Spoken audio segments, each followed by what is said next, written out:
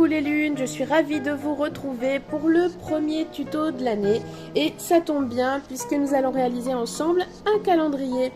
Alors je vous rappelle que ce calendrier va être réalisé avec ce qu'il y avait dans le calendrier de l'après de la boutique.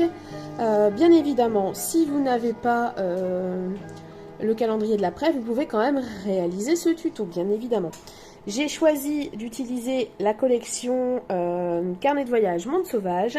Alors je vous rappelle que c'était des papiers où il y avait des soucis avec des soucis d'imprimeur. Donc ce papier par exemple est en recto simple. Mais vous allez voir que ça va plutôt être un avantage dans ce type de création. Pour ceux qui veulent le réaliser avec les papiers de la collection, mais qui n'ont pas justement cette impression en recto simple, vous allez voir, ça va un petit peu vous embêter pour ce type de création. Dans ce cas-là, je vous conseille de faire exactement la même chose, mais de mater sur du cardstock. Comme ça, ça vous évite d'avoir des papiers à l'envers. Donc, qui dit un calendrier, moi je voulais un calendrier qui se pose sur le bureau. Et je voulais que ce calendrier, une fois qu'il est terminé l'année prochaine, donc en décembre, je voulais qu'il puisse encore être utile. Et donc je voulais en faire en fait un espèce de mini-album calendrier avec une rétrospective de mon année. Donc il va nous falloir pour cela 12 papiers de 14,8 par 21 cm. Donc il nous en faut 14 parce qu'il nous faut 12 mois plus de couverture. Donc vous l'aurez compris, ce calendrier va servir à la fin de mini-album. Et donc, vous allez voir la manière dont il va s'articuler. Donc, j'ai déjà coupé mes papiers. Et maintenant, je vous explique un petit peu le sens de ces papiers. Donc, je rappelle, pour ceux qui n'ont pas ces papiers-là en impression recto simple, il vous faudra les coller sur du cardstock. D'accord? Donc, ça vous fera 14 papiers plus 14 cardstock. Vous faites un petit peu plus grand votre cardstock et puis vous collez votre papier dessus. Donc, nous allons avoir une couverture. Au dos, ici, on va pouvoir s'amuser soit à recoller du papier parce qu'il m'en reste, il me reste encore, voilà, il y avait quand même pas mal de papier dans ce projet, donc il me reste encore un peu de papier. Donc, si on voudrait, on pourrait l'utiliser. Donc, ça va se dérouler comme ça. Là, hop, j'ouvre. D'accord ? Et donc, je vais utiliser à chaque fois mes côtés vierges pour coller mes calendriers. Donc, vous aviez eu les petits papiers imprimés au thème de la collection. Et alors, si ça vous intéresse, pour ceux qui ont envie de reproduire, eh bien, faites-moi signe et je vous ajouterai les papiers en boutique. Comme ça, vous pourrez les utiliser. Donc, ici, bien évidemment, je ne vais pas laisser un coller là en haut. Je vais venir centrer. Alors, j'ai découpé le mois de janvier, je l'ai maté sur un cardstock. Alors ici, j'ai choisi un beige chair, on va dire à peu près. Et j'ai utilisé comme ça à chaque fois les petites chutes de papier de la collection pour venir ajouter un petit peu d'épaisseur. Ce que je vais faire sur ces papiers, c'est que je vais venir travailler avec des pochoirs, des encres et puis m'amuser à créer mes fonds. C'est du papier mat, il n'y a pas de souci, ça va tenir. Et donc à chaque fois, ça me permettra d'avoir une feuille différente. Quand j'aurai terminé mon calendrier là-dessus, je pourrai bien évidemment venir coller une photo. Donc plutôt que d'avoir le mois de janvier, il s'agira de venir coller une photo. Il faudra recouper un tout petit peu la photo pour correspondre au clou, mais c'est une photo 10-15, voilà, légèrement rétrécie, que vous pourrez venir ajouter là-dessus. Et ça vous permettra d'avoir un joli emplacement photo. Donc faites bien attention. Ce côté blanc, pour que notre album à la fin s'articule dans le bon sens, il faut que je fasse attention à ce que ce papier ici soit dans ce sens-là. Mais vous voyez, si je le mets voilà, si je tourne comme ça, je suis à l'envers. Mais comme ça s'ouvre du haut vers le bas, il faut vraiment faire attention au sens de vos papiers. Alors moi, comme j'ai toujours des soucis et un petit manque de bon sens pour ce genre de choses, voilà comment je fais, comment je procède. Je vérifie, je mets des petites attaches parisiennes, des trombones, pardon. Et voilà, ça me permet de vérifier que quand j'ouvre mon album, que tout est dans le bon sens. Donc voilà, j'ouvre ici, je suis dans le bon sens. Voilà, voilà, voilà. Et donc vous voyez, à chaque fois, j'ai maté mes papiers.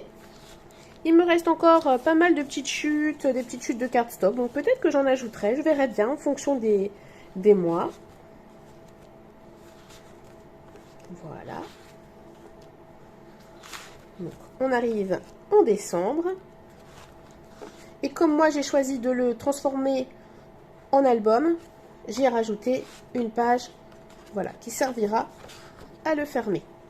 Bien évidemment, hop, on va tout remettre dans le bon sens. Pourquoi je n'ai plus le mois de janvier? Qu'est-ce que j'ai fait du mois de janvier?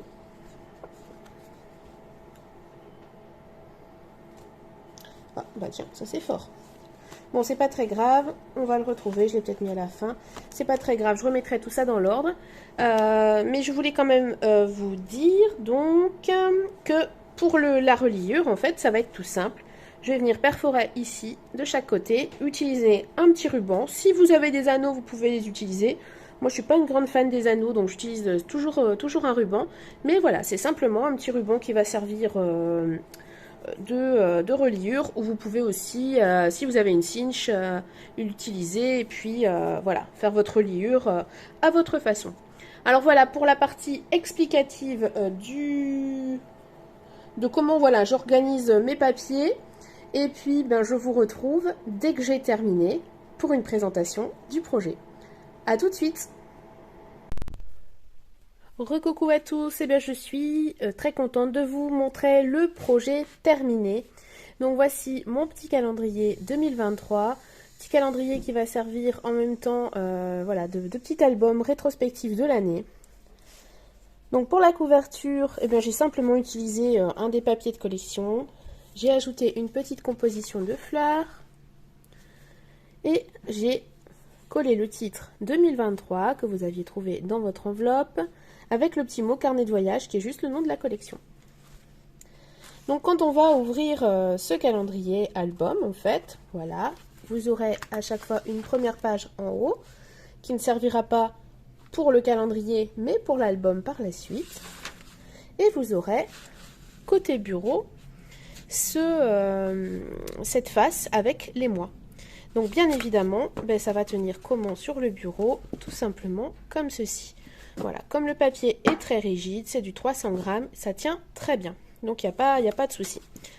Petit problème peut-être pour ceux qui vont avoir leur calendrier posé quand vous recevez du public par exemple, donc de l'autre côté, et bien forcément il va y avoir une page à l'envers. Donc dans ce cas-là, moi ce que je vous conseille, c'est de découper un petit papier de la collection parce qu'il va vous en rester.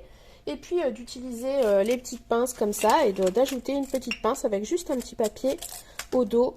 Voilà, pour cacher. Alors je n'en ai pas sur moi. Non, je n'en ai pas. Mais voilà, vous mettez votre petit papier, la petite pince, hop, et puis voilà. En plus ça ajoute un petit détail un peu sympa. Et ça cache le petit côté à l'envers. Le temps que l'année se termine et que vous puissiez l'utiliser en album photo. Donc voilà pour janvier, février,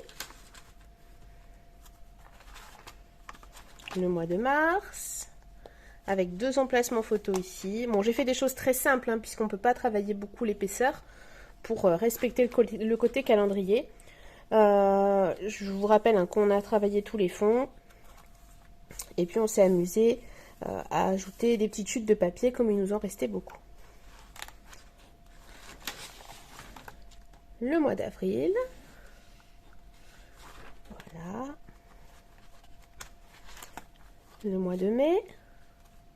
Alors je vais mettre un peu plus en biais peut-être pour que vous puissiez voir un peu mieux. Voilà, comme ça m'évite de le bouger à chaque fois et que vous puissiez le voir dans sa presque totalité. Voilà pour le mois de mai.